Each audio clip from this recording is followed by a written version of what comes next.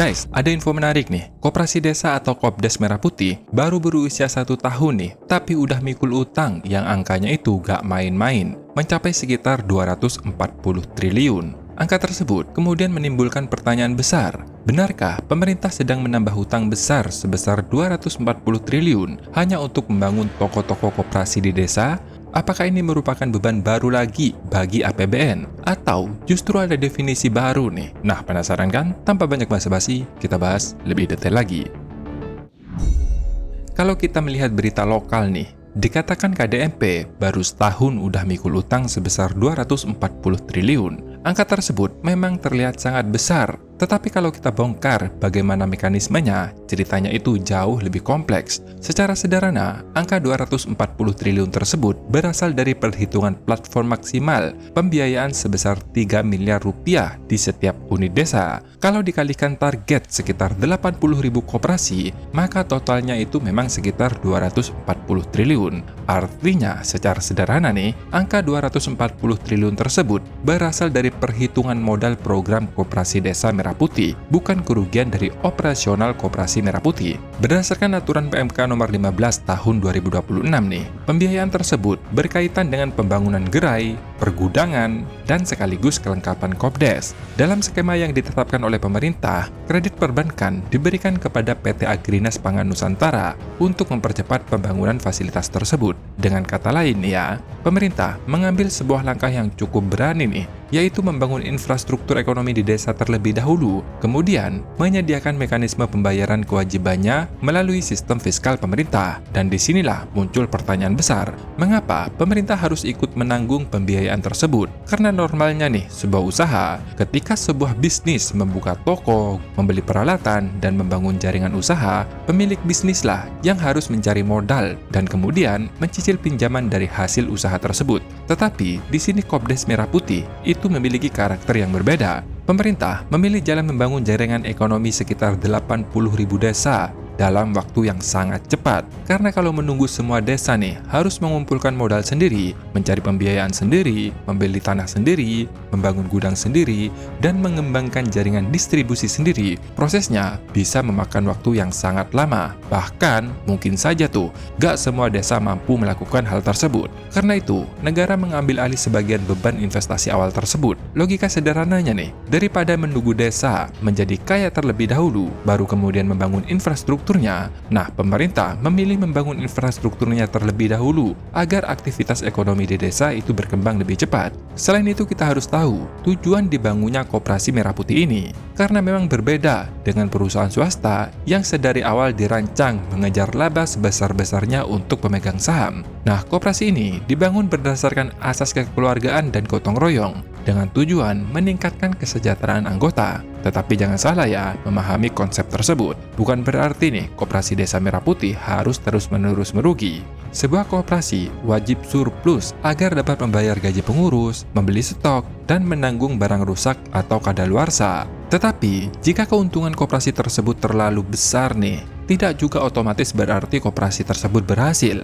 Nah, paham kan maksudnya di sini? Kalau nggak paham seperti ini nih, bayangkan nih, sebuah koperasi mendapatkan margin yang sangat tinggi karena menjual sembako, pupuk, atau kebutuhan masyarakat dengan harga yang jauh lebih mahal daripada harga di pasar. Secara akuntansi, mungkin labanya terlihat bagus, tetapi secara sosial itu justru bisa bertentangan dengan tujuan dibentuknya koperasi itu sendiri. Artinya, koperasi bukan dibangun untuk mengambil keuntungan sebesar-besarnya dari masyarakat desa. Karena itu, ukuran keberhasilan seharusnya berada di tengah. Harganya tetap terjangkau, petani mendapatkan harga yang layak, koperasi mendapatkan margin yang sehat, biaya operasional tertutup, dan masih mendapatkan SHU. Kalau dianalogikan nih, ya kurang lebih seperti PLN, Bulog, KAI, dan lain-lain lah yang memang dirancang untuk public service. Disinilah kita masuk ke pertanyaan berikutnya. Apakah Kopdes akan mematikan toko kelontong yang sudah ada di desa? Karena udah lama banget nih, banyak masyarakat yang mengeluh tentang ini. Kekhawatiran ini memang sebenarnya masuk akal, karena di banyak desa sudah ada banyak warung, toko kelontong, agen, distributor kecil, dan berbagai UMKM yang selama ini bertahun-tahun telah melayani kebutuhan masyarakat. Maka wajar jika muncul pertanyaan, kalau sudah ada toko tersebut, mengapa nih pemerintah harus membangun toko lagi? Jawabannya sebenarnya itu sederhana, karena fungsi Kopdes seharusnya tidak berhenti pada membuka toko dan menjual barang saja. Nah, salah satu fungsinya mengonsolidasikan kekuatan ekonomi desa, salah satunya yaitu menyerap produk UMKM. Bagi kalian nih, kalau ada yang teriak-teriak nih, pemerintah kok bersaing dengan rakyatnya? Sekarang gua nanya balik nih ke kalian. Lu lihat deh toko kelontong lu, berapa persen tuh di situ produk UMKM? Atau justru toko kelontong yang lu punya dipenuhi oleh produk pabrikan konglomerat? Karena selama ini tidak semua toko kelontong loh yang bersedia menerima produk UMKM lokal karena berbagai alasan. Poinnya tuh bukan di situ, tetapi dengan adanya Kopdes, UMKM lokal punya wadah untuk menampung hasil produknya. Kalau kalian nih yang terjun di UMKM dan pikirannya juga terbuka, melihat Kopdes ini seperti melihat sebuah jalan tol untuk memperluas jaringan produk yang lu punya. Bayangkan 80.000 gerai loh. Lu masuk ke Alfamart dan Indomaret aja, itu syaratnya susahnya minta ampun bro. Jujur aja, susah banget. Kata siapa? Ya karena gua dulu waktu kuliah pernah ngalamin. Susahnya itu, wah minta ampun. Mana harganya dicekek lagi. Nah, sekarang pemerintah ngasih jalan tol gratis nih buat lu. Coba pikir baik-baik deh. Ini cuan loh. Nah, selain itu, Kopdes juga berperan memotong rantai pasok atau supply chain yang sangat panjang.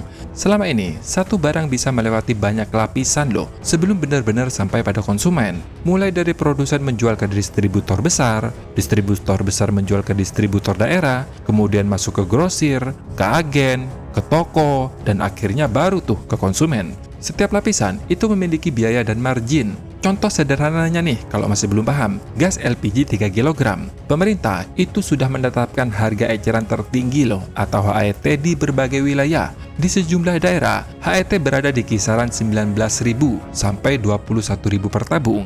Tetapi pertanyaannya sederhana, berapa banyak nih masyarakat yang benar-benar membeli gas LPG 3 kg pada harga yang sesuai HET tersebut? Ada nggak toko kelontong yang menjual harga LPG sekitar 22.000 deh? Kalau ada, berapa banyak? Maka dari itu, koperasi desa ini menjadi bagian dari jaringan distribusi negara sampai ke tingkat desa. Dan inilah salah satu alasan mengapa tidak bisa menilai Kopdes hanya dari seberapa banyak barang yang dijual di toko tersebut. Kita harus melihat apakah koperasi mampu menjalankan fungsi distribusi yang sebelumnya sulit dilakukan, khususnya untuk barang subsidi. Kemudian, ada persoalan lain nih yang tidak kalah ramai, yaitu mengenai lokasi gerai. Tidak sedikit loh orang yang mencibir ketika melihat gerai Kopdes berdiri di lokasi yang dianggap tidak strategis. Ada yang berada di pinggir hutan, di kaki gunung, daerah rawa, atau bahkan jauh dari pusat keramaian. Komentarnya ya bisa ditebak lah, siapa sih yang mau belanja di situ? Memang, kalau melihatnya menggunakan standar toko kota, pertanyaan tersebut memang masuk akal. Tetapi ingat, Indonesia itu bukan hanya kota bro.